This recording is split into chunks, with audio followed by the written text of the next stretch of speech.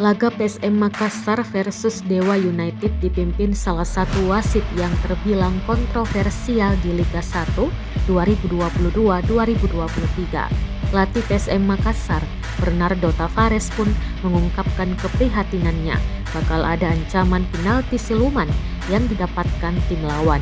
Laga PSM Makassar versus Dewa United akan tersaji pada pekan 27 Liga 1 2022-2023 di Stadion B.J. Habibie Parepare, Rabu, 1 Maret 2023, pukul 16 waktu Indonesia Tengah.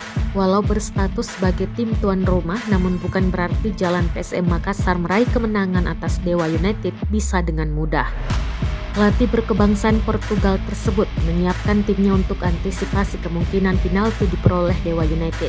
Dia meminta Willem Jan Pluim CS fokus di pertandingan.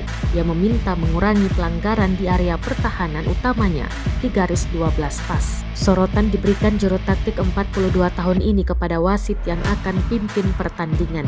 Ia meminta para wasit untuk fokus menilai jalannya pertandingan dan mewanti-wanti tidak berikan penalti sembarangan.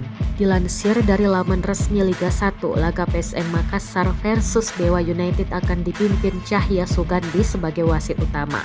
Kemudian Azizul Alimuddin sebagai asisten wasit 1 dan Wisma Firmada sebagai asisten wasit 2.